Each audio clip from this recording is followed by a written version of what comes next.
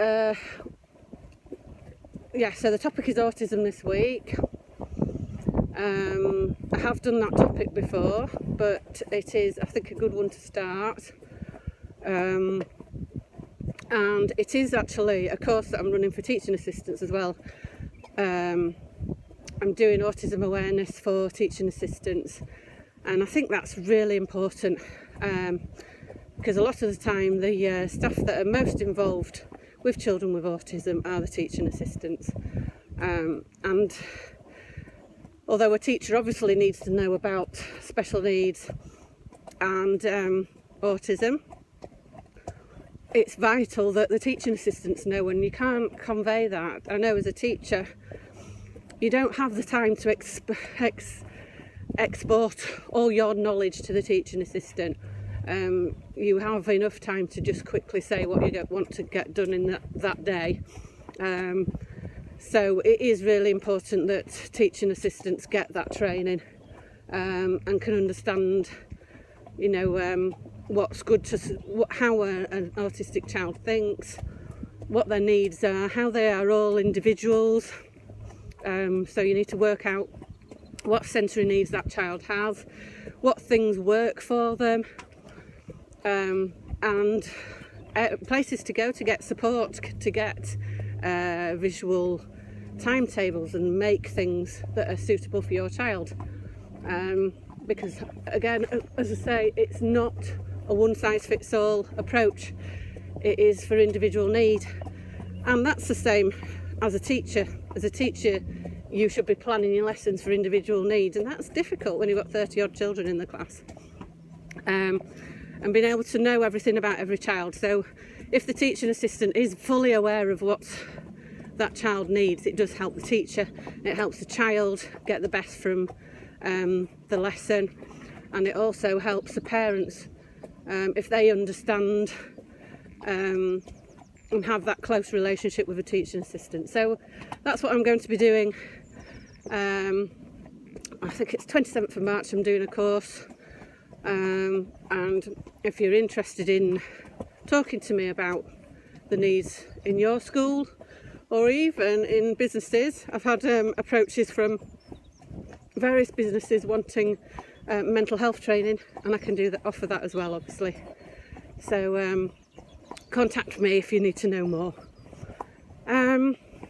Obviously I'm not doing an FB Live today because I can't see anything that anybody's saying. So I'm going back to old school YouTube video. But you can put comments underneath the video, and I can read those and converse that way. It's just you can't converse with me in real time, unfortunately. We've got lots of grouse running around. Yes, and also my walk and talk's going quite well. I've run 3 walk and talks so far. That's been really good. And this Friday the walk and talk starts at the Brown Cow pub car park in Bingley. So the idea is you turn up at 9:45, so we make sure we've got everybody, and we set off at 10 o'clock prompt. So if you come later than that and you haven't told me, we will be gone. So, and it is important that you come on time, really, so please give plenty of time to get to the venue, because we only have an hour for the actual walk, and obviously if I'm waiting around for people it'll have a knock-on effect, and I do have things to do in the afternoon as well, so especially if I've got to travel to that venue, and an hour just goes so quickly. So the walk and talks have been really valuable so far for a lot of people, and we talk about various mental health problems. We've talked about parenting in one session, we've talked about grief, bereavement, and various other challenges. So it is really useful, and everybody that's come along has said that they've found it really useful. And so far we've had two people slide over in the mud, So I have to make sure that everybody comes in the appropriate clothing, because I know I fell over because I had my trainers on.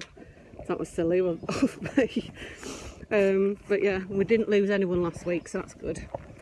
No falling. I nearly did, but I did have my appropriate clothing on, so it doesn't always mean... wait! I've done the gate yet. So, there we go. Right, so walk and talks. So this week from Bingley. Now, this is the infamous gallops. Last time we came here filming, we got very excited. When I drove along the lane, I did see some galloping racehorses. So it is likely that we'll meet some. I can't guarantee it. So we might have a bit of excitement. And I won't have to shove you in my pocket because I've got the special harness thing now. I just hope my phone doesn't fall off, because I could do without damaging my iPhone. That's not going to go down well, is it? Well, it's not for me anyway, because they're expensive and I'll have to buy another one. Yeah, so last time we came through here we did see some...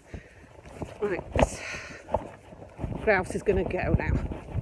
Right, so I might have a little bit of a canter. Hopefully you can still see. I'm trialling this.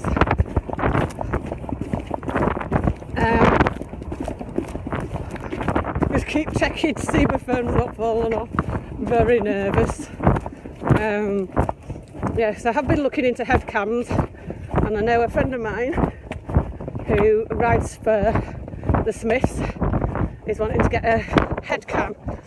I wouldn't mind trying to find one of those. So if you know where you can get hold of some of those for cheap, I've looked at GoPros. It's fallen.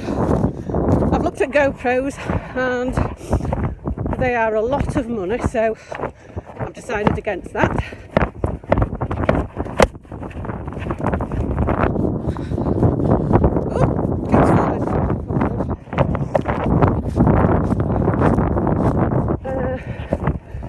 Yeah, so hopefully it's still recording. I think it's still recording. Not too high up. Can't see at all what it's doing, I'm afraid. Yeah, can't see any racehorses yet. I might manage to get across onto the moor before we meet any. We'll have to see. Not too keen on this. I can't see whether it's recording or not, so I hope it's all okay and you can all see. I won't be able to tell until I check back and look at it. Yeah, so we'll talk about head cams, won't we? Yeah. So I think you have to drill those into your hat, so I don't like the idea of that. But however, I don't know if that damages your hat. If anyone's got any top tips on head cams for riding, just let me know, will you? I think there might be some that you can strap on with elastic, I'm not sure. I need to find out more about that, really. This harness was dead cheap. It was about £6 on eBay, so not a lot of money, but it's no good if it keeps slipping down. I'm just being hyper vigilant here and looking both ways, just checking there's no racehorses, because I don't want getting run over. But it just looks like we're safe. Okay. It's absolutely gorgeous. Absolutely gorgeous today, which is lovely. There we go. Good boy. Let's turn around. Good boy. Let's go back. No, go back. Need to shut it. Good boy. Back, back, back. Right, we need to put the chain on. As you know, if you're a good walker, you should know that every field you go through, you should shut the gate, leave the gate as you found it. If it's wide open, it might be that somebody else has not closed it. So just make sure all gates are closed, especially if they've got chains and things like that, because it could mean that you're going to let a load of loose animals out and onto roads, and that's not good. Because now, coming along here, there's nothing to stop you between here and the road to Eldwicks. I don't think I can point there, my body's not twisting, but over that way. Right, we need to watch all this bog. Not keen on bogs, are we? Let's go this way.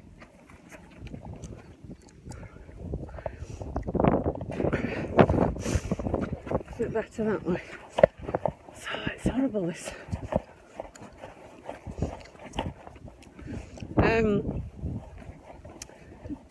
I can't remember what I was saying now. No, we're just avoiding that horrible bog here because it is awful. And we're trying to avoid, obviously, the lovely Moan golf course, but also not sinking a bog, which is not easy. Morning! Good boy.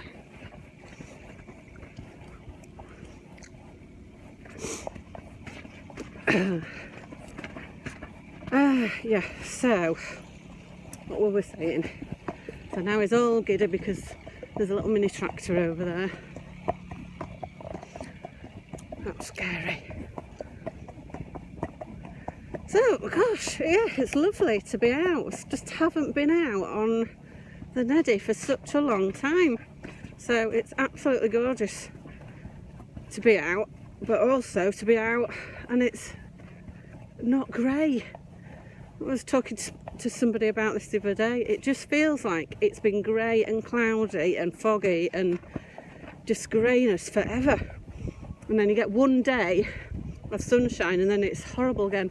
And that day of sunshine is always when you're indoors doing a load of work and not being able to appreciate it. So it is absolutely lovely to time it this way and actually get out.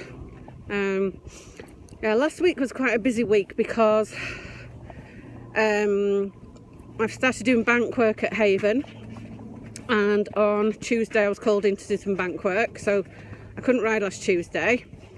And then Thursday I needed to do a load of work, and then all the other days I was really busy with either clients or parent peer support group or walk and talk, so there's been absolutely no time to get on this lovely man.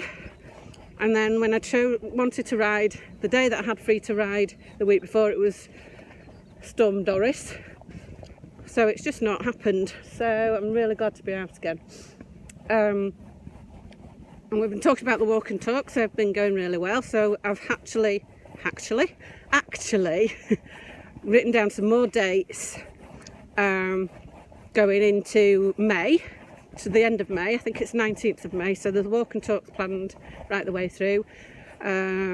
This week is the last walk and talk, and then we've got a 2-week break, and then we start again in April. So yeah, parent peer support group runs right the way through to May again.